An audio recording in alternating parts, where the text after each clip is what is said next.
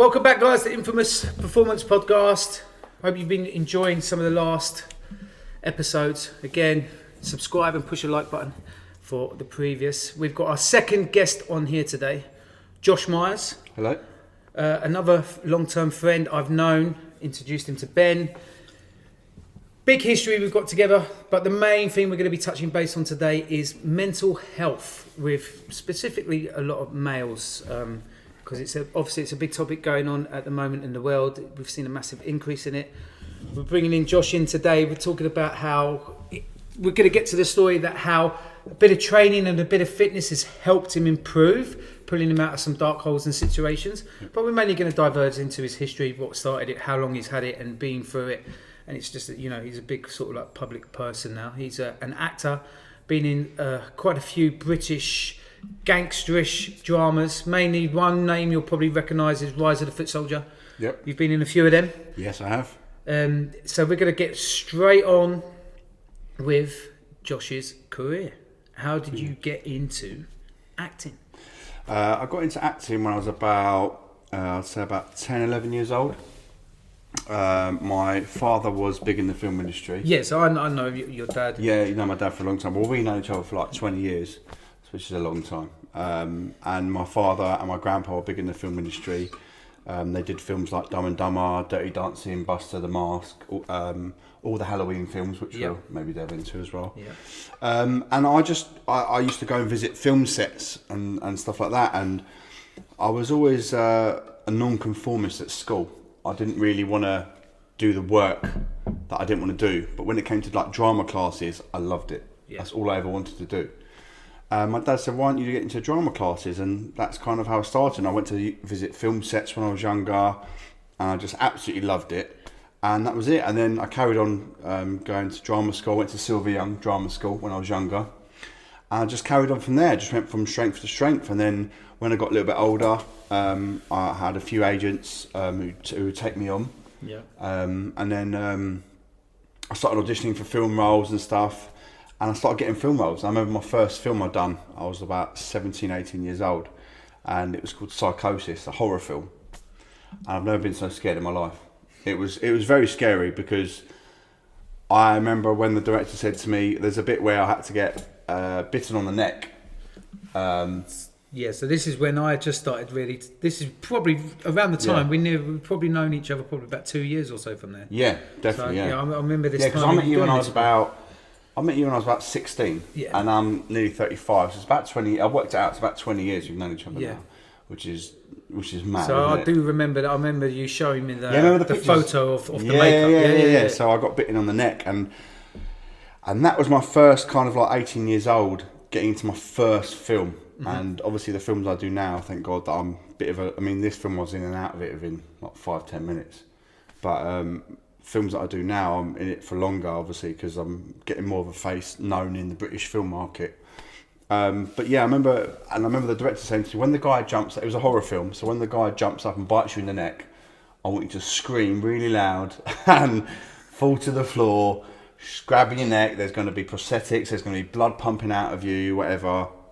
I thought, yep, I can do that. Yeah, but if you know Josh like I know, he can scream really loud. Yeah, I can. Stop it. And he said, I was like, okay, cool. And then I went for the audition, I nailed it, I did really well. And I remember him saying, have you ever seen American Werewolf in London? I said, no. Classic. Yeah, classic film. And I said, I've never seen that before.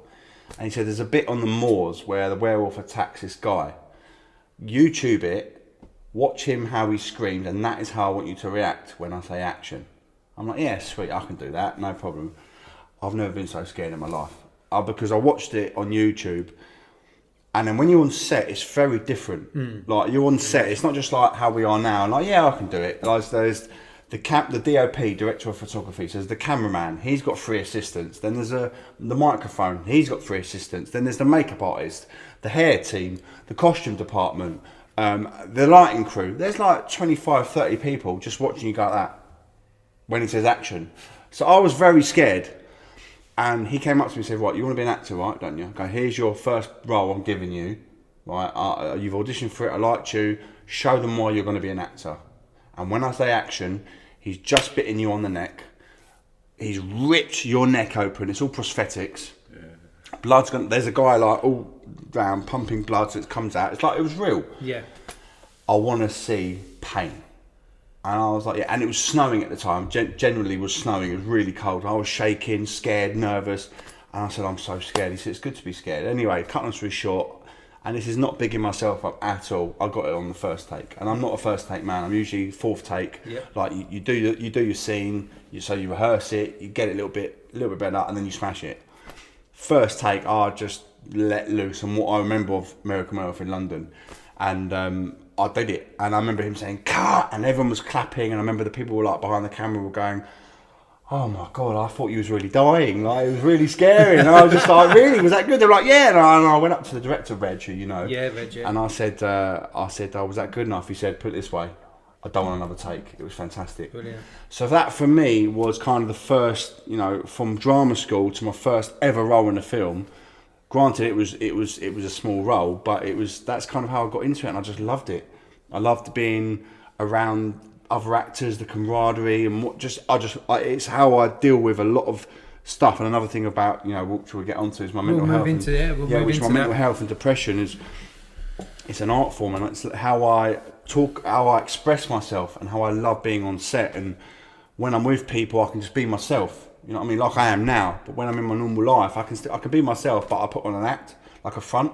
Yeah. See what I'm saying? But that's pretty much how I got into acting. And that's exactly what you just said. Like you put on a front. I think you being an actor, you understand that. But then I think we can generally see a lot of males out there now. They do that massively. They put on this act. They put on this front, and it's you don't know what's going on behind. And we know that a lot of guys can get really, really, really affected with certain things. Especially over the last year, we've seen a massive rise. Everyone is very aware now of mental health.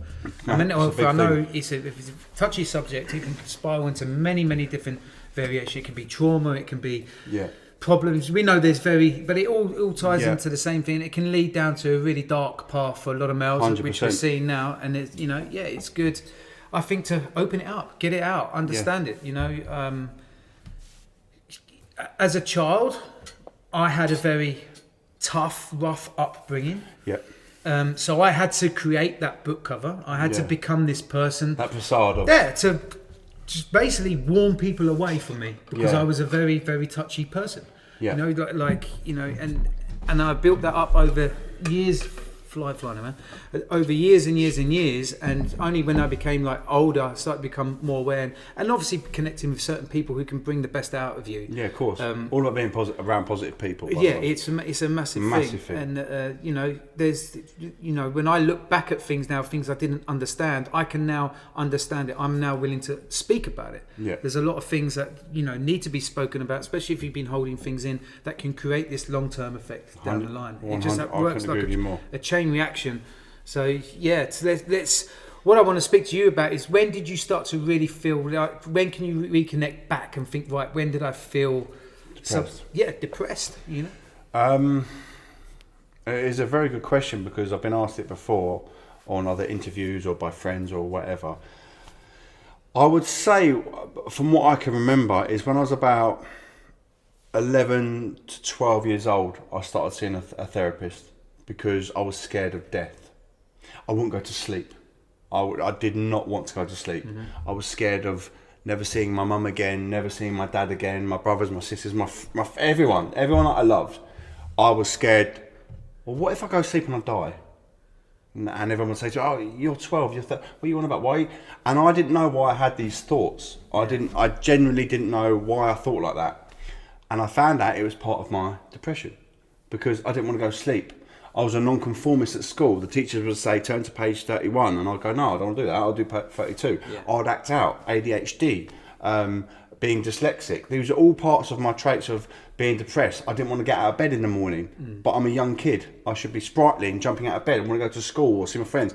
I'd pretend to be sick. I used to have suicidal thoughts, like big time.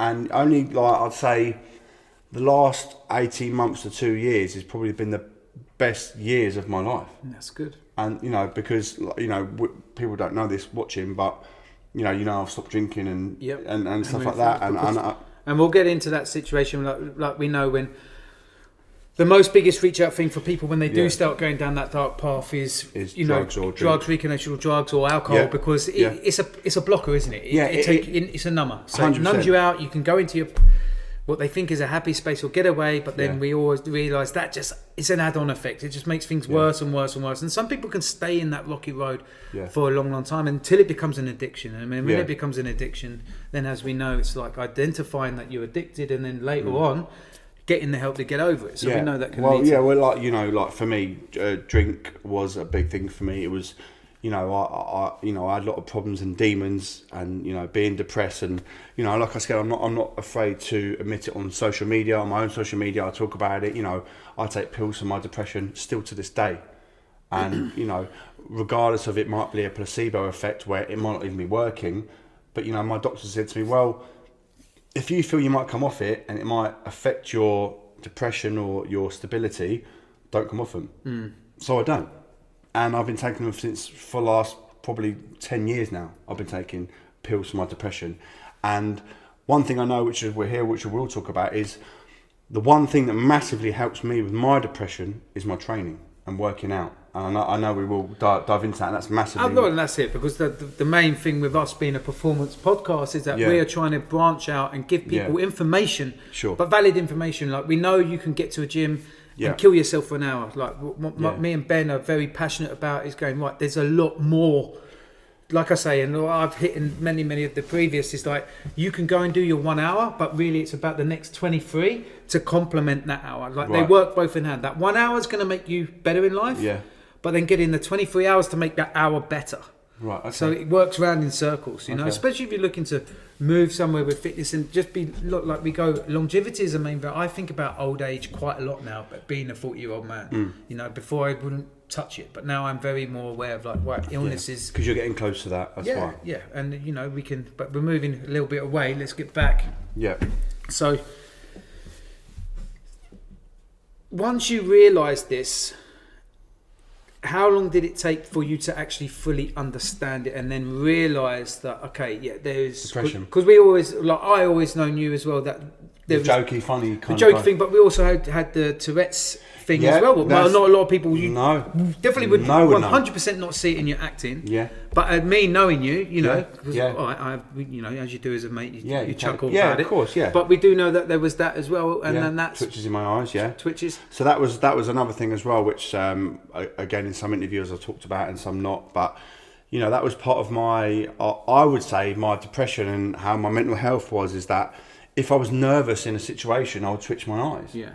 But I also would twitch my eyes like that if I was comfortable around my friends and environment. Which I've seen a lot. Which you've seen a lot. So, but now that as I've grown up and older, I can now have conversations with you guys, as you can see, not doing anything. Yeah. And that's just progressing as an adult and dealing with my demons and my depression and my mental health, and not having anxiety just to come in and have an interview with you guys. Do you know what I'm saying? So that how I deal with it, it's very hard to say. I don't know. They just went away, but I honestly think with having twitches in my eyes, being scared of death, regardless of everything that I've got, and I want to get to the point of that. I think a lot of men should talk about. We'll delve into that, right?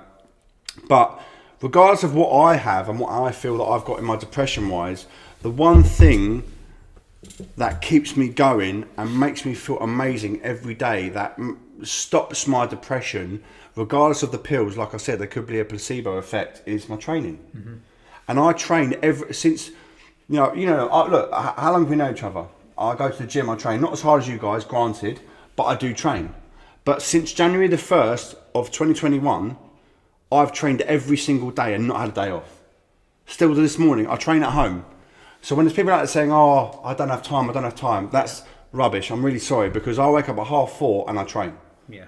And that's one thing I've noticed, and that's why, when we've got back together and spoke, I've been talking about your training and like what you're doing, and because if you have been following him on his social media, you will see that you are up early and I'm up early every morning. I love it, and we all know it can release the right endorphins massively. So it can have the same effect as someone going out and hitting a few cans, but it's going to have a much more rewarding effect, because it's going to.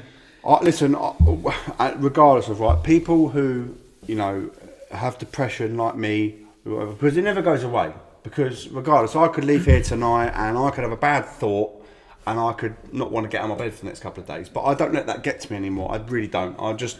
I know, like even now I'm thinking about, I wonder what I'm going to train tomorrow. What am I going to do? Am I going to go for a run? Am I going to do weights? Am I going to go hit the gym and do some boxing with my friends? That excites me now. I get really excited because I know when I finish that training, and people say to me, what do you mean, you 4 a.m? Like, I get up at 4:30 a.m, I leave my house, I have a coffee, I leave my house at 4:45 and I go to Chelmsford in Essex, and that is, sorry for swearing, that is bloody dedication, right? I drive an hour away to go hit the gym to do boxing with my trainer. Right, I drive an hour. Yeah. So when people say I haven't got time, I'm sorry, that's bullshit. Well, I think that's the thing. I think we've seen change now over lockdown. I think, obviously, everyone got put into a situation where they had probably nothing else to do. So where they were like, I didn't have time, I think everyone now realised, actually, it doesn't take a lot. You could spend 10, 15 minutes in the morning just doing a little bit of general moving and getting fitter, which will add on to the health. And we all know that brain power and brain health is just as important as physical health. 100%. Like we can go in the gym and physically beat ourselves for fitness, but then there's also the aspect of brain health, and this is where like we diverse into. So if I've got someone who's got a job and they're very hectic, so you've got the nervous system, we've got the fight or flight, and they're living in fight all day, like they're go, and then they go to the gym and then they think, right, I've got to do the same, go. We know that long term down the road, staying in fight like that is not going to be very rewarding down the line. There are complicated things that can come out of that. So we know how to try and turn people around and go, right, your training session needs to be like flight. Yeah. So enjoy it. So it's got to be the opposite. It's got to be relaxing. Yeah. That goes back to the same thing though, because that's like talking about addiction. Like that stress, that cortisol is addictive in its own sense. Yeah. So it's it's like some people might not realise they're addicted to something like that, where people like they get up early but they're like, I got work all day and like grind, and it's like that constant state of not slowing down. I guess the hardest thing about depression is like as slow as you said, like not you go home and you're like sitting around thinking about what you're going to do, whereas now you've got something like training that's like, okay, I've got something to look forward to. But you know what, that's a good thing. So when you get up in the mornings, for me with my depression and mental health and whatever, I think, don't get me wrong, like the stuff I think about, maybe it's the pills I take, or I'm always so hectic and busy in my mind, and I imagine things in my head when I go to bed because I want to be happy. And everybody's different who suffers with mental health or depression. But one thing I can say is that I go to bed very, very happy now, and I would say it is because of my training. Because 6 months ago, when I was training once every couple of weeks or whatever, I'm literally training every single day. Since January the 1st, I said, I'm not having a day off. And even this morning, I had a training session. I have not had a day off since January the 1st. For me, that is a big thing. Regardless, I might not train as hard as you guys, but half an hour, I'm doing all over body weights. I'm going for a 20-minute run. I'm doing something to make me feel great. And that is a big thing. Anyone with depression, especially men, if you've got something like that, for me, I know I suffered really badly with depression, and the stuff I used to think about, especially like suicidal thoughts or how I would end my life. But training for me has saved my life, without doubt. And that is 100% true. When did you realise that it was training that would bring that? As sad as it is, probably the first week of January. Okay. As sad as it is. But no, like as sad as it is, it's never too late. It's never it's never too late to start anything. And I think we can relate over the last year, 2020. I think it's been hard. Everyone been put into the same situation. Like it's been very hard. I think once you actually enclosed everyone to their households, we was all unaware. It was all new what was going on. But when people actually realising, like, hold on, let me just get out and walk. Let me out. That is without them even knowing that was a part of physical activity. Because they knew if I go out for that walk, it's going to make me feel better. Yeah. Now, if you think of most of the general population, I'm not talking about all you fitness guys who know about this, but I'm talking about the people who don't do any fitness. How much better could they make their lives just by doing something? Like if it is getting up and going for a walk, if it is getting into a bit of bike riding, if it is going to a gym, getting a PT. We know, I think over that last year. it was a big test of data. We got a lot of data from a lot of things. Obviously, you got, regardless, I'm not going to go on about COVID or anything like that. I want to look at that data. And we can examine that data and we can look what was a big rise of that year. We know mental health and mental illness was a massive rise. Especially in men, massively. And massively generally in men. And, you know, I'm not trying to be a sexist thing or anything no, here. But women suffer of it as well. I think it's known data that the suicide rate in men is so much higher than I'll tell you why, right? That's really interesting. Yeah, I'll tell you why, which I'm sure you've got stats on and whatever. But I believe that men have got this bravado where I was like it, and I'm guilty of it. Where, well, listen, yeah, I play this tough guy in my films, but you know me, I'm a big softie. You know, when you see me at home with your kids, what am I like? I'm a big softie. If you've seen Josh's films, then you'll see that he's always playing like a hardened character, a gangsterish character. And if you know him for real life, like, I really struggle to watch the films because I know what this real person is. So when I see this man doing this, it just... For me, because I've known him for so long and I know what a generally nice person this guy is, I find it hard to watch him being this. But that shows how much of a good actor. But exactly, you know, it shows you the character you can go into. Yeah, well, like, obviously in the Footsoilder films, I play a really nasty character. But again, it's all acting. But you know, like you know, what 20 years, I'm a softie at heart, and that's what I am. But I like to be able to portray that character and be able to play that on screen, because I know obviously in real life I'm not like that, and I can't play that because I'm probably getting arrested or killed, one or the other.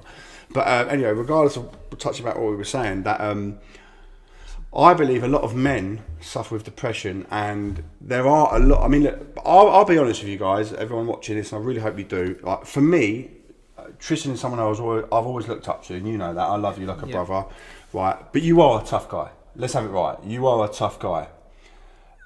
No, and this is what I'm saying, right? But you may have your demons as well. Oh, listen, this is the point I'm getting onto, right? And this is the point I'm getting to. So I would see Tristan as someone who I look up to, and someone who's very tough. This tough geezer who, you know, I watched him in cages fighting. You know, if you don't know that, he was an MMA fighter, a very good one. And someone I've always looked up to as an older brother. But he's also got his demons that I know about. But if you didn't know Tristan, you'd be like, there's no way he suffers with depression. There's no way, because... The biggest thing that I created is that I'm a very unapproachable person. Yeah, I mean, for me personally, I get what you're saying. But once you know me, it's completely opposite. Yeah, I think... No, that goes back to the story of how I met him. Everybody wants to kill you. Shit scared of him. But that ties back to how I was brought up and how I had to create... I never had any men around him as a child. So I had a very, very strong... obviously a single mum, but I had a very, very strong woman in my life who was trying to get us through the shits of life, the struggles of life, but also work a lot of time. So I was left a lot of time for myself, and I had to work things out a lot, and you know, a lot of that did carry off, and then being massively dyslexic as well. Back then we're talking in the 80s, it wasn't a recognised really thing. So so you struggle. So I would act out as in being stupid and getting in trouble. That was my way of getting away and hiding what was going on. And you know, I see this now with a lot of kids today. They're like, you know, they're quick discard to be honest, he's a troublemaker, he's going nowhere. But why don't you sit down and talk to this kid? Because he can actually understand there's some issues there. There's some underlining issues, and there could be a whole line of underlining issues from family to whatever, even just him trying to understand, why can't I be like the other kids? And it will play out. And later on down the line, if they don't get the help, that will start to turn into a mental health variational problem down the line. Well, that's what I was getting into with you, is that knowing you for so long, over 20 years, is that you, if I introduce one of my other friends, to you, they'd be like, who don't know you, just, you know, because we've all got our own friends, whatever. But if I introduce someone to you and they come away and I said, what do you think? They're like, oh, bloody hell, he looks like a toughie, do you know what I mean? Whether, obviously I'd never tell them about everything, whether, but... that's what I'm saying, you never know. No, you never know. Because that brain is a powerful thing. And all these men out there, sorry to cut you off, but all these men out there who are so big and tough and whatever, it doesn't matter how big and tough you are, because you don't know what they're suffering with. You might be, that's what I'm saying, men who've got this bravado of, oh, I'm a big tough geezer. Yeah, you might be. But that brain is tougher than anybody on this fucking planet. And I don't give a shit what you say. Oh, yeah. And if you're suffering badly, speak to someone. Your friends, your family, loved ones, anybody. Doesn't matter who you are. If you're a gangster, criminal, you just come out of jail, doesn't matter. Speak to someone. Life is so much more than you know, you thinking, oh, I've got to end my life because it's not worth it. Life is so much more than that. So that's another thing as well that we're talking about that massively in men, that you guys need to speak up about it, because I do. I'm here now talking about it. I put it on my social medias. So please don't ever be afraid to talk up and talk to someone. There's always there's always going to be someone there. Like one thing I heard the other day, I can't remember where I heard it, but it's stuck in my mind, is that don't ever ask anyone okay once. Ask them twice. Because if I go to you, oh, mate, you okay? Your natural instinct is going to be what men do. Yeah. I'm fine. Now let me ask you again, and then you'll be like, well, you know, actually that's a way in to help people. Because remember, some people may be carrying the world on their shoulders, and they just waiting for that one line. Someone to help them. Yeah, to help them and just talk and get over it, you know, and or not maybe get over it, but you know, to just get some understanding. As we know, like I think.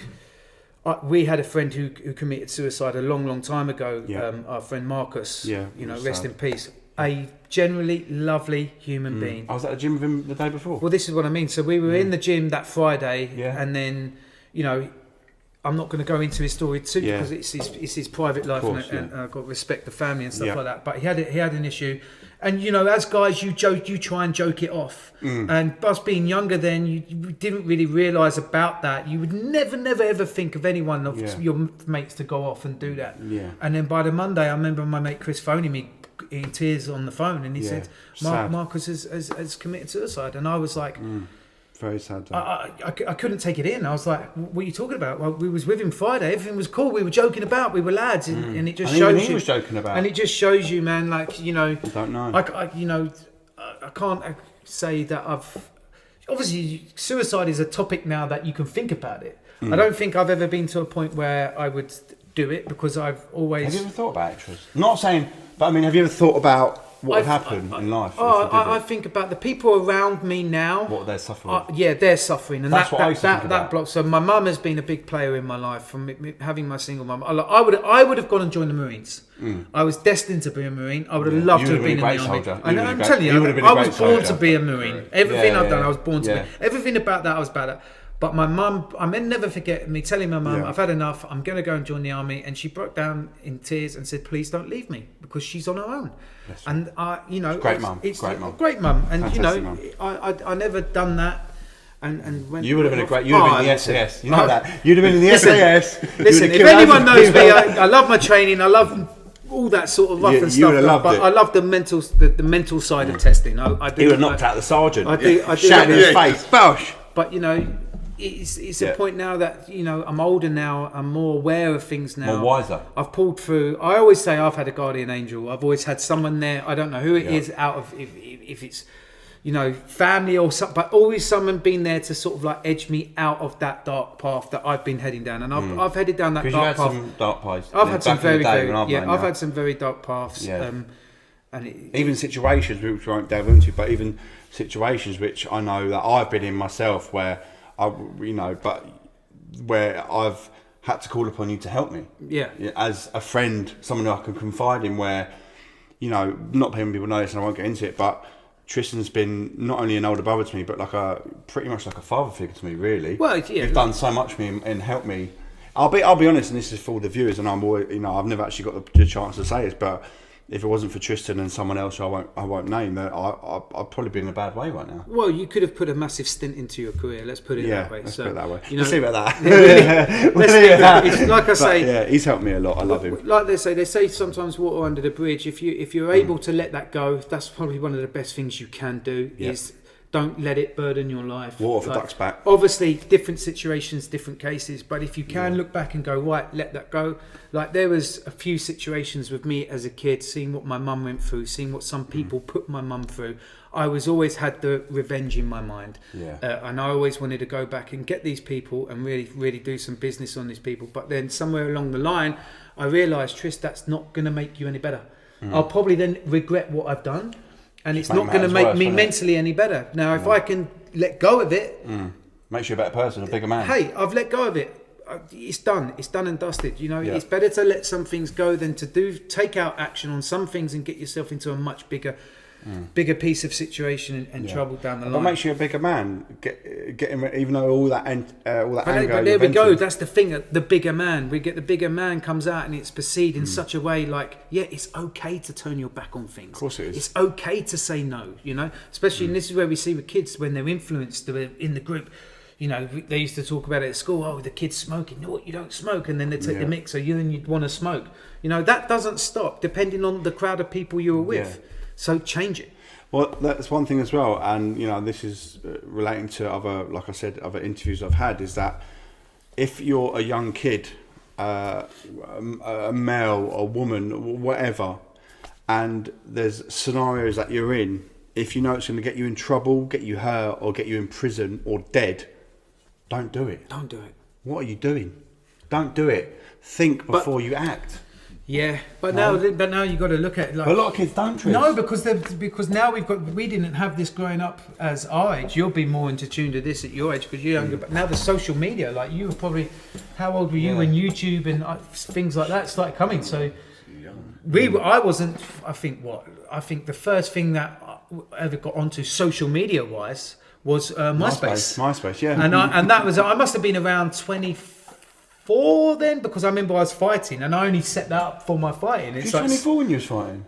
When I started training, so I had to do like a few years before, even though I had a big stand-up background with my boxing and some Thai boxing background. Yeah, I remember. I had to learn a lot about obviously MMA, mixed martial arts, jiu-jitsu mainly. and that's where where stand-up was always good. that's where I got with my trainer Mickey Pappas. Yeah. And I never forget one of my old-time best friends, Andy, took me to this guy and said. As I said to Andy, I want to do it. And we were training weights at that time. And he said, right, I've got a coach for you. We're going to take you to him. And I never forget going to this guy's garden and going out into his garage. And he was like, come on then, let's just see what you got and do some drills. And obviously we're doing some stand-up. And he was like, I want to train you. And that's when I was training with another guy called Mickey Pappas. Yeah. No, not Mikey. Michael Pastu, who was a fantastic fighter. And we pretty much came up all at the same time. And monumental years for me. They're like, I look back at those memories now and they were like so good. But my head was still in a rough place then. Yeah. And I was fighting demons then as well. But that kept me going. My training has always been my saviour. So when I went boxing as a kid, being an unhealthy young child, being with a single mum, going through a lot of stuff. Yeah. You know, with my mum, and I've been bullied as a kid because of my height, and I always looked age. I was a late developer, as they say, so I didn't grow as big and as quick as everyone else. So I'll never forget my mum. I said to my mum, I want to go boxing because I always loved watching boxing. I was fascinated with like Eubank. And Nigel Benn and Watson of those days, and then obviously Tyson and Frank Bruno. I loved watching Frank Bruno, especially when he fought Tyson. And and she took me to Finchley Boxing Club, put me through the door, and that was it. You couldn't get me out.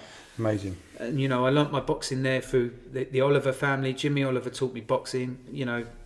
And that was that. That was me sewn into the world of fitness, and I've never taken a step back. Yeah. And even through the dark times I have.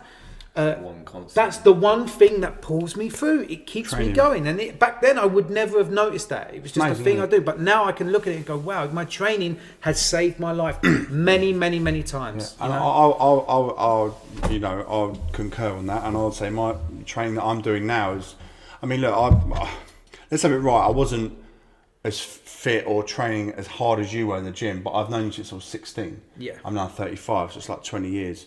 But I would always come to the gym and train and whatever, but there's always that people who train that just much harder, and you was definitely in that category. But now I would say, especially through lockdown and the COVID and stuff what happened, people get lazy, people this whatever. But going back to 1st of January 2021, I was like, right, I'm getting back into training. I need to sort my head out because I was in a good place, but not the place I'm in now. Yeah. And I don't know how it actually helps, but I'm telling you now, if you're a sufferer with depression like me, just start training. Just give it a go. Give it 2 weeks training every single day, every morning. Don't have an excuse of you can't train, you haven't got time, because you do. You know, I get up at 4:30, 4:45 every morning. I train for 40 minutes. I start my day. And it's the best thing I've ever done in my life. And I will never go back. It's natural medicine. And I will never go back to not training. Like, tomorrow I'm thinking, okay, well, I generally, whether your viewers believe me or not, I don't care. I've not had a day off since January 2021, January the 1st, right? I've not had a day off, right? And I will continue to train. And everyone says to me, you know, my friends, you know, oh, you know, you should have a couple of days rest day. I can't do it because it messes with my head. I genuinely think if I don't train, it's going to fuck my head up. And I'm not going to feel good. And I don't want to have that inkling of, oh God, no, I don't feel great. So I'll just train. So what? I don't have a day off. I'll train. And training helps me. It releases endorphins. Does it release serotonin as well? Yeah. Yep. Releases serotonin. It's makes you feel great. That's what I mean. It's not just a Natural physical medicine. thing. It's you know, looking after your brain, and this is where we can look at studies. Like I know you've pulled up some studies over, like, you know, young men getting over the years. We got to look at like what is. Yeah. It's not contagious. What I'm trying to say is, No. I'm saying we're seeing now, aren't we? We're seeing a lot of young males being, you know, feeling and getting these mental awareness and you know, depression and everything. It's a lot more. And I'm like, That goes back to the social media. I think. you know, I'm sorry to say, but I place in really it. do think, like my personal opinion, I really do think technology has had a massive play on this now. Yeah. Because you have got people who, especially when you get addicted to social media and you can't put your phone down, and then you're looking at things that you haven't got or you do want, or jealous. You know, jealousy is a natural instinct. Like to see something that you want.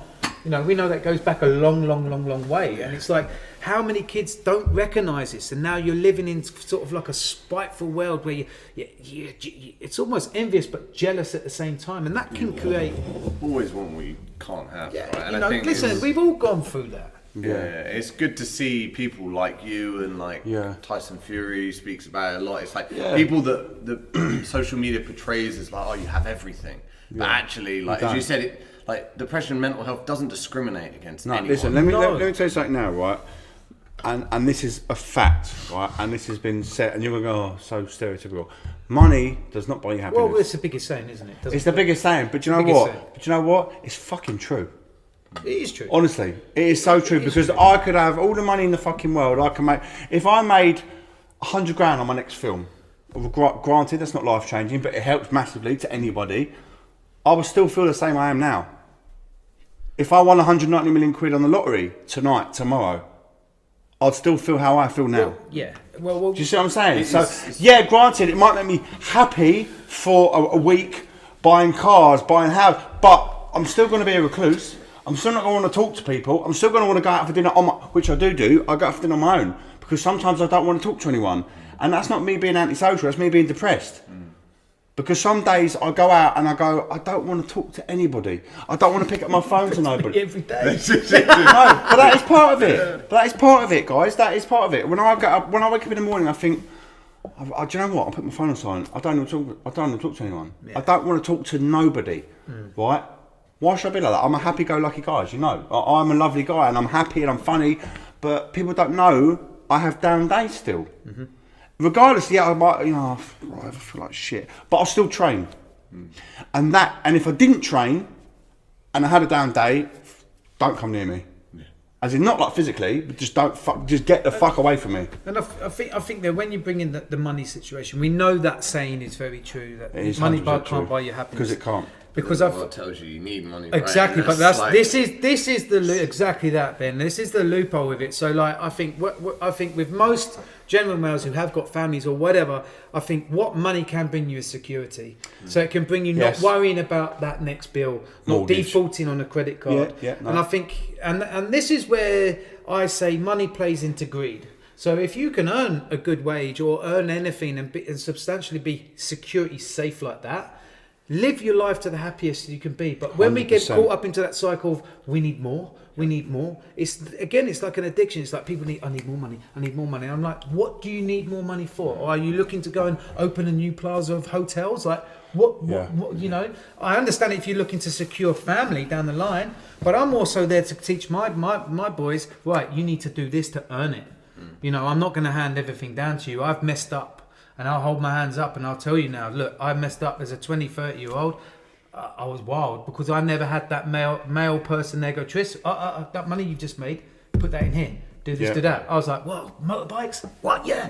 Lift jackets? Yeah. Shoes? Whoa, yeah. Watch? Oh, yeah, I need to watch. Everyone wants to watch. I need it. And you get caught up in that cycle where now I can look at it and go, right, I'm very, very relaxed with what I do. But the only stress I do, and I call it mental stress. It's not mental health. It's mental stress. The only thing that does catch me is, am I going to be able to pay the next bill? And I can see that can lead. But does that get to you mentally? Of course it does. And that's what I call mental stress. So the more that plays on, that can lead into other pathways, like But anxiety. does that, can I ask you something? Sorry to cut you off. Does that make you work harder in life? It makes me work harder, and I suppose it's But for me, it's like I've always believed that there's probably a lot of people working a lot of jobs and they get paid very well, but they don't enjoy it. Yeah. And I think that on its own can have a massive long-term effect on their mental health. Without them even knowing it, they could be a really moody person at work. Yeah. And everyone goes, that's Sarah Bird. She's a right bitchy cow, isn't she? Yeah, because she don't want to fucking be there listening to you lot, but she has to. This is your environment. This is you. And I think trying to find that place in the world where you wake up in the morning and you're happy to do it. You can do that, but it may not have the money rewardness that you're getting. But if you're in that space and you understand that, do you need more? Do you need the sports more than your wage? Exactly. I personally think. And trying to finding that tranquility and realising, actually, I'm in a good space. I don't need a super duper car. It's like me on the film set. Yeah. It's like, I love doing this. I love going on a film set. I love acting. You guys love being in the gym. This is your career. You love actually waking up in the morning and coming to work instead of getting on a train and being on a train for 5 in the morning, being at your desk for 6 in the morning to be a city boy, a city broker. Some people may not see it at 6 o'clock in the morning, but I'm here early every day. I'm never late. I'm ready to go 45 minutes sometimes before, because I'm pumped for my day. I'm so pumped to see people come through that door who want to change their life for the better, and I've got the knowledge now to help them do it. Give them that. And that's something that money can't buy. I never thought I'd be able to do. And that's just something that's come naturally from what? Training and learning, and that you can't buy that. You get all the top kind of people, like I've seen Steve Jobs talk about it, Bill Gates. It's like you got to find like the calling, they call it. And once you've found that's a huge part. And that's what you're talking about. And that's exactly what I'm talking about. So I got to understand, like, look, I do need security for my family. I do need to earn money to make sure I have got the roof over my head. They are fed. We can enjoy the good things in life. You should be going on holidays, because if you are working hard and you enjoy, you still need a holiday. That's your let go, and that's your reward to do with your family. So they're probably the points that can be very stressful, and then bring in mental stress. And I'm sure that's probably a link to, I've never suffered from anxiety, but I've definitely touched it over the last 4 years. I don't know where it's come from, but when I feel my anxiety coming on, it's very different. I don't get into like the panic attack and freak out. I feel like everyone is turning against me. I feel like everyone is talking about me. Well, there's different forms of it. And then that's when the old Tris starts to brew up inside, that angry man. And I start to think, right, no, don't listen to him, because you're going to act out and you're going to do something that you're stupid. So I constantly have to fight that and talk about that in head, and it's not an easy process. There's days where I can be like, I'm going to fucking go. I'm going to go, and I don't want people to see this, because this isn't me anymore. And but that's all linked with depression and stuff like that. You do know. Of course, I think everyone now, pretty much most of the world suffered some form of depression through those lockdowns. Yeah, 100%. They've made people. Some people just want the normality to come back, and we're in a real long road with it now. It's not going to be normal for probably ever again. No. No, I totally agree with the rules and regulations that are coming out, it's still suppressing you. It's still cornering you. It's. Well, you got to think about this as well. A lot of people have lost their jobs. A lot of people have had to start new jobs. Like touching on the point you just said, jobs they don't like getting up for in the morning to go to. Exactly, and that's going to make you very unhappy in the long run. Right, and I know people that have, I won't mention on this podcast, but a lot of people who I know who I'm very close with who didn't really know what depression was and are now on medication to help with their depression, and to make them feel happy. And there's a lot of that. There's thousands, hundreds, if not hundreds of thousands of people, I reckon, in this country right now that have got on pills to help their depression. Yeah, and that is a fact. And then we know that there's no real sort of like out from that is there. It's like once you're on that, Yeah. you're on that, because You're on that for unless a you've long got time, a unless lot you of money, or like again, you can find that place in the world where you can start to really find yourself and stop it. You're now hooked on your medication. Well, listen, I am hooked on it, I would say, because I'm scared that if to come off them. To come off it. Because if I come off these pills that may be a placebo pill that I could be taking, because I only take 20 milligrams a day of what I take, but I know people who are on 40, I know people who are on 100, but I'm on quite a low dose. Yeah. Right, you can start on 5, 10, 15, well I think 5, 10, 20, whatever, but I'm on 20, which is quite a low dose, but that's all I've ever been on. But I feel now, I've been on them for so many years, that if I come off them, I'll just do this.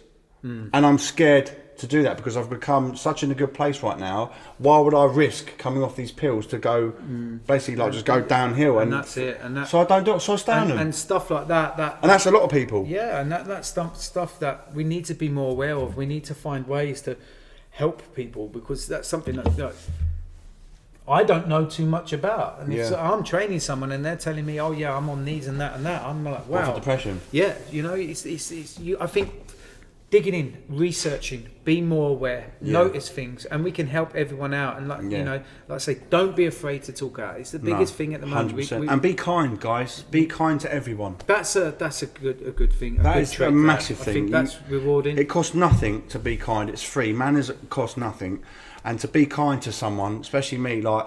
Like I said, I love being nice to everybody. I help everyone I can. People who suffer with depression or any form of mental health, I will try my best to help you. Especially now, like I've got friends, like again, I won't mention, I've got friends out there who've come to me and said, Josh, I've got this problem. And I'm like, okay, cool. And yeah, my mate's a bit, I'm like, is your mate you? And they're like, oh yeah, do you know what it is? I'm listen, why are you scared to speak to me? I've known you for X amount of years. I've suffered with it. You see it on my social media. I talk about depression. I'm happy to tell you what I take in doses. I don't care, because I'm showing that I'm a man and I'm not scared to tell you what I suffer with and how I've felt, what I've thought about, my thoughts about killing myself in the past. All right, I have. So what? I didn't do it, but I've been close to thinking about it. But I didn't do it because what I may leave behind, and I personally feel that it's not a good thing to do. Yeah, there are people out there who have done it, and people like we know, like Marcus, God rest his soul. But you don't know what they're thinking about. But maybe certain people have never spoke to people about it to save their lives. So always talk out and never be afraid to speak to anyone you love. Yeah, that's a good message, and to take over, and it's still going to be hard. You can listen to this, you'll probably, for the people who are, it could go one ear out the other, but you can relate to this and you'll still find it hard, and that's when I say, right, look at the circle you are in. Okay, if there's no one in that circle that you feel you can do this with, confide in the wrong circle, you're mate. probably in the wrong circle. Like if you feel like anyone is going to really dig you out because of it, that's not a circle to be in, and get out of that circle and find bit more happiness, which is hard in this day and age because we are surrounded by the good thing is you got, like as I said earlier, people like you. It's just like that constant, like even though you said it might go in one ear and out the other, it's constant touch. Like nudges have been like, it's okay to tell people, it's okay because you hear it once and it's like with me on my social media, I talk about depression, or I put quotes up every morning and every night. Morning when I wake up, and night when I go to bed. I talk about being happy, being positive. All these quotes, I just got, it's not hard to do. I go on Google and I just type in positive quotes, to people with depression. And I sift through hundreds of stuff. I think that relates to me right now. I'm going to copy and paste it, put it on my social media. And I do it. And I get hundreds of people DMing me. And I'll tell you what, this is true. This is God's honest truth. I won't say who. I don't know them too well, but we've been having a little bit of interaction. Someone said to me about a week ago, I know you don't know me, I'm from Wales, but you've actually saved my life. And I said, what are you talking about? Like, I don't, because unfortunately you can't message back everyone because you get thousands of people, whatever. But this one really resonated with me a little bit. And he said, all your quotes and seeing you training, I'm pretty much like you. I'm a bit of a Jack the Lad, bit of a funny guy, but I've got depression. And I can't tell my friends, and because of you, I've now told my friends, I've opened up to my parents, and I've started boxing again. I feel the best I've ever felt. Thank you, Josh. I don't know this guy.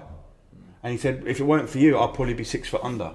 Yeah. So I will now, after that, I will never ever stop talking about my depression, putting quotes up in the morning, at night, about depression, how it's good to talk, especially in men, about depression, how you feel, training, working out. Don't think about the past, don't think about the future, think about the present, day to day, what goes on in your life. Well, I think, and being kind. I think that relates back to where we are now with the social media and everything now, like how many influencers on there or celebrities are on there. Getting ruined. You know, well. They're not letting off on their hard times. They could actually reach out and help a lot more people. It's a highlight reel. It's a highlight reel, isn't it? We see all the great stuff. We see all the spend. This is where I am now. But I think when you can see people, it's like a poker player, Trish. You only hear about the wins. You never hear about the losses. Exactly. I think if you can see people who actually are willing to open up and go, look, I never got here easy. You know, I've had hard times and I've had to work through the load. They're the people you want to be looking on Instagram. Yeah. You don't want to be looking on these. I'm not going to throw names out there, but there's certain lot of people, high profiles who, they're not doing anything for people. If anything, they're making society worse. They're giving people complexes. They're making, I should look like that. Especially in the female age now, like girls are willing at look like this, 18 to go out and get massive lips and this, and then they start looking like a bumblebee being stung by its own clan. Yeah. Yeah, it's true. And you're like, what the fuck? You was a pretty girl. Like, just be comfort with your natural beauty. And this persona now that is getting swarmed onto these kids. You need to look like this. You need to be like this. You need to do that. And this is where it all starts. And if there's no one there to help them and pull them off and go, nah, that's false. Don't worry about that. People tap them on the shoulder like you're doing. But I think that's interesting. Like you say, there's people. I think a lot of people feel like when they get into that hole, it's like there's no one out there. I don't know if you felt like there was no one out there like me. No one out there thinking the same thoughts. But listen, someone reached out to you and said they think they must have felt. Oh, I don't know. I'm hypothesizing, but probably felt like I'm the only kind of person going through this, and there's no one like me. Whereas then for someone like you to show that, and he connects with that, and the data shows there's more people out there. You're not on your own. Well, do you know what as well, right? So the analytics on my Instagram, right, is 68% follow me on men, right, and the rest are women. So for that 68% out of 100%, that's a lot. I've got 68% men who follow me. So for that, I will always put stuff up about depression, mental health. It's okay to not be okay. And I think that. It's so good because if you see the characters you play to the person that you really are, they are a milestone apart. And 100%. You've got to think, so these guys who are following you have watched that character. Massively. And they can see something in that character that they want or they can relate with or whatever. But then when they actually get to see you as a real person on social media and you're showing them that message, you're showing them, look, I can struggle. I think they even can even sit back and go, wow, what I was actually looking at there's nothing compared is actually really what I am, and that's Josh as the person, because we're looking for that again, that hard textbook cover to like I say, what I use. It's like it's like a provider. Where it's like I put on an act because of my films. And the provider you put on is the tough exterior, but inside is the. I'm a pussy.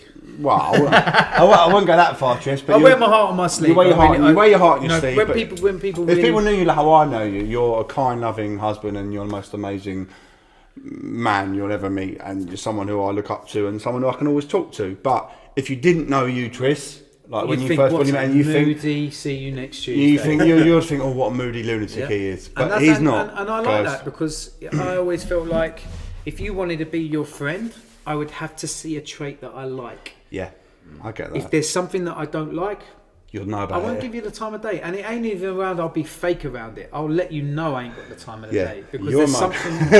No, I'm joking. I wouldn't. No, that's it. I wouldn't be nasty about it, but I would just not. Yeah, But like I said, it's another thing as well. When you get older, kind of. I mean, I can count my friends on that. People, one hand, but realistically. Probably 2 hands. And he's one of them, my closest friends in the world that I actually love and I'll die for. And Tristan's one of them. But you think about it, I'm 35.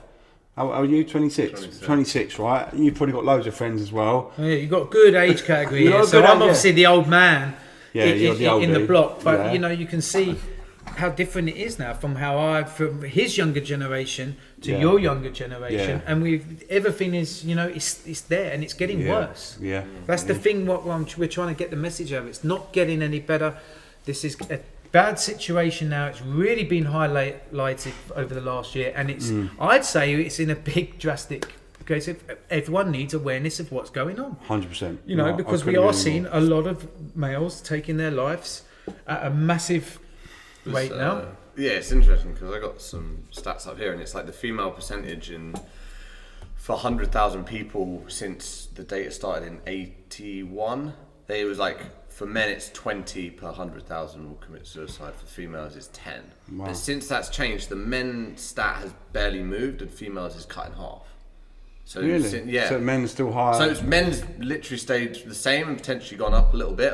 This data stops in 2018, so we don't know what's happened in the pandemic. Yeah. Like the female level has dropped massively, Really? and I think like you kind of touched on it. There's a lot of like that pressure you were saying, like money and having to pay bills. Even though it's moving away from that, there's still that pressure just in a kind of natural sense to provide for your family, to provide for your friends, and be that tough person for them. But you know what? Touching on what you just said, Ben, but I think, you know, men, not all men, obviously, you know, not everyone, but it's mainly percentage is men who are scared to talk about their mental health, right? Mm-hmm. But women, I feel, and this again, not being sexist, women suffer with in silence as well. They do. Oh, 100%. 100% they do. By all means, I know we're touching on a lot of male things here because we are males and we're just trying to create that awareness more to males. But for 100%, it is definitely, we're seeing a massive increase in ladies as well. 100%. So. But what I would say, my opinion is in ladies than in men, is that I feel that ladies can talk about it more. We all know they listen. And Men don't listen. Men don't listen, and women listen. You know, women, you listen. You do. As me coaching fitness, I always know that when I say something once, the women have got it and they've moved on and doing it. The guys are standing there doing something egotistically fucking wrong because their ego's going, fuck the coach, I'm going to fucking lift this weight. Yeah, I'm going to look in the mirror and be really hinged. And that's just the nature of it all. That is man. That is the difference between men and women. That's probably why you've seen such a drop in the females compared to males. Like men stay the same because just for you, like you said, you knew you were like depressed from a young age. How long did it take for you to like truly reach out for help? A good year, maybe 2, because I didn't know what I was suffering, and I would act out on it. But I think the time I actually knew when I was about 13 and I started seeing a therapist.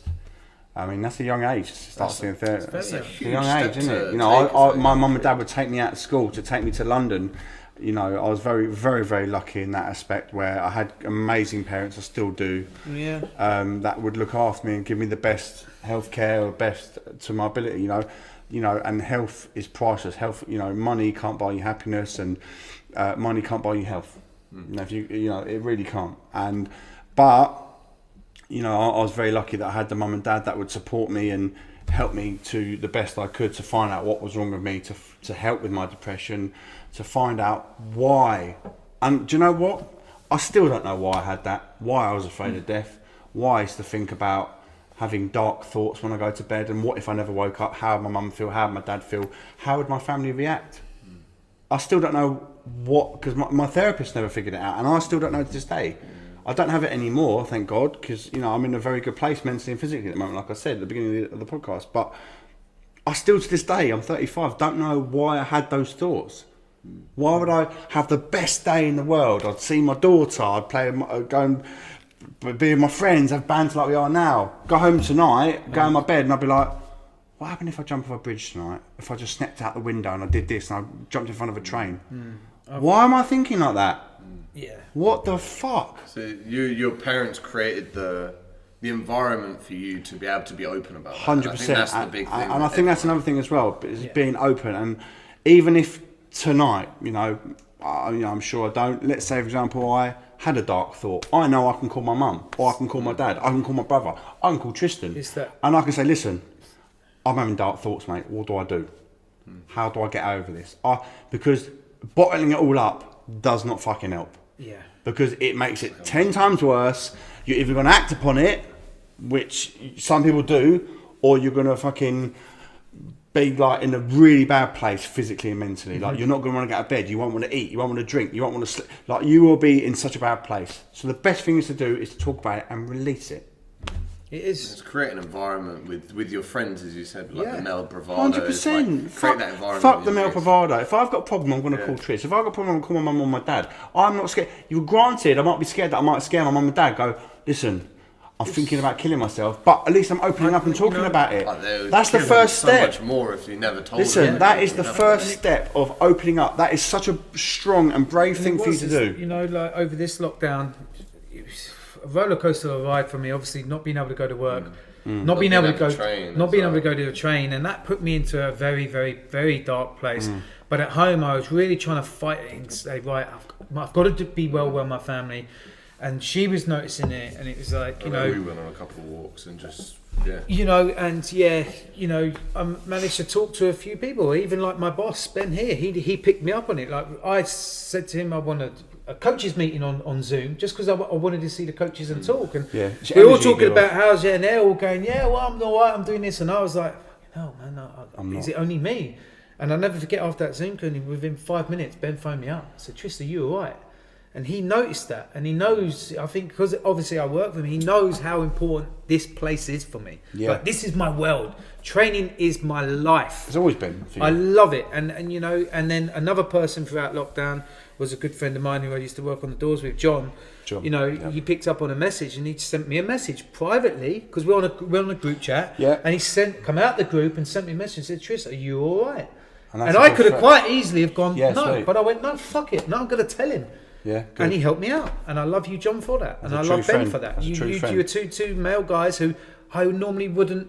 I wouldn't expect that from, especially John. You know, and they helped me out, and it's sometimes the person you least expect can help you out. Yeah. Because they're willing to listen, and they're willing to help you out and make you move forward. And because they might know the signs, because they've done it, they've been through it. But if you don't mention it. You know, and if you mention it to someone and they start taking a piss, discard that person from your life straight away. Forever, they ain't your friend. Out the circle, get rid of them. 100%. You know, so it's like, it's been, and that's where I think we've gone with all this today. Is like we keep repeating the same thing, but it's just so topical and so true. Talk to someone, because you've got to go over and over and over. And, you know, don't ask someone once, ask them twice. Yeah. Within the same sentence, and then normally you'll get a better answer out of it. Because we know it's been a rough year, and I'm sure we're still going to face a lot of consequences down the line. Just stay positive, stay strong, stay focused. Stay positive, stay strong. You got anything to touch on this, Ben? No, just I don't know, have something to focus on every morning. Have something to focus on, like wholeheartedly. Just it doesn't need to be a hobby, things. even if you start fucking making puzzles, you can be surprised how that can switch off. Anything, playing golf, running around, anything, anything. Rather than going in and hitting a bottle or hitting some drugs, and we know a lot of people do that, and that's a hard road to get out of, because now you're bringing other depressions onto that. Yeah, you're just 100%, man. As you said, you're masking something and trying to live out something. But even if it's just find something, and like I think that's the thing. Is we're told we need to do through social media and other things. You're meant to do 10 things at once. You've always got to do more and more and more. But like, just do one thing. Yeah. Like, have that one focus. You said you just think about your training, and that's the next Like I day. said, All you're thinking about is training. Like what you're going to do. Well, my bad thing is before you guys end it is my bad thing is that I used to think about my past and I used to think about the future. But now I've been taught by my therapist, don't think about the past of what you've fucked up on, what the drink you used to take to mask what you said, to get you away from what you're feeling. Don't think about the future and what you just think about every day you wake up, day at a time. Because that's what the 12 steps are. That's it. You think about a day at a time. You wake up in the morning, right, how am I going to smash this day? Yeah. What goal are you going to set that day? Don't think, tomorrow I'm going to do that, and next day. No, today. And that is it. And then tomorrow I do the same thing for that day. And tomorrow I do the same thing for that day. And that is it. And that's what I do. And that's what you guys should do. It helps me. Yeah, and that's it. And it's like finding the things to help you move forward. And like there's, like I say, different experiences and different things. Some people will have pasts that need to be let go, and if that's seeking professional help, definitely recommend. But there's always someone who's been through the same thing. There's always someone who's worse out than you. But you know, just to touch back on what I said, for me, with my depression and my mental health, and you know, probably you guys as well, is that for me, my training at my house every morning, whether it's lifting weights, going for a run, doing my boxing, helps me massively. And I can't recommend it enough to anybody out there. If you are a sufferer of depression or any mental health, you don't really train, just try it, just give it a go for a week. Just move, get up, getting out for a walk if you've never done it. Find a walk, find somewhere that's nice. It will change your life, because it changed mine. Listen to a podcast when you go out for a walk. I've done a lot of that, you know. Listen to this, Ben, you know, you find something that can help you switch off and move forward, and find people that can help you to get out of that situation, move forward. And then if it's really, really bad, maybe you do need to seek out that professional help. Yeah, 100%. Who know the ins and outs of how to get you away from a bad past or a bad blockage in your life at the moment. Even if it means, you know, looking forward, and I know it's easier said than done, but looking at a new job, expire. We can do anything you want when you put your mind to it. You can change. You can change. And I think sometimes the biggest thing for me has always been change is what I'm really afraid of. I get quite comfortable. I get quite comfortable in my own setting, and I don't want to change. But sometimes when you do that change, you're now, hold on a minute, I've now let go some stress, but I'm now in a better place because of that change. Don't be afraid of change. And you'll never know until you take that change. Well said. I read it a long time ago. I'm going to paraphrase it. It was about you can't heal in the environment that you were hurt. So it's like move on. It's good. Change your environment. Change the friends. That's it. And don't be afraid to do it, man. Just think, right, today's the day I'm going to change. Today's the day I'm going to get up and walk. Today's the day I'm going to do some training. Today's the day I'm going to listen to the Infamous Performance podcast and go through all the stuff they talk about and do it and get a better life, get a better lifestyle. You know, start eating better, sleeping better, training better, living better, passing that on, pass it on. I guess no doubt, if anyone is listening and needs help, then reach out. Any of us. DM me, I'll help you. Yeah, you've been more of an advocate than DM. 100%, guys. Thank you. So. Josh, thank you for coming on today. I think this has been a good one to touch on. A hell of a lot. Yeah, man. To touch into the mental health side, as I say, it's a big thing going on. We've seen how big it is over this lockdown. So, thanks, guys, for you guys who've listened. For you guys who haven't, fucking get a listen. Get on it. Tell everyone about us. Spread the word. You can catch us on Spotify, YouTube, and iTunes, so across all the platforms. Obviously, if you want to look at our beautiful faces, get on YouTube, because then I feel like sometimes it's better. I know for me, when I listen to a podcast, I like to watch it. I feel like, facial expressions and everything mean a big thing. So make sure you push that like button and subscribe. Thank you very much, and we'll catch you on the next show.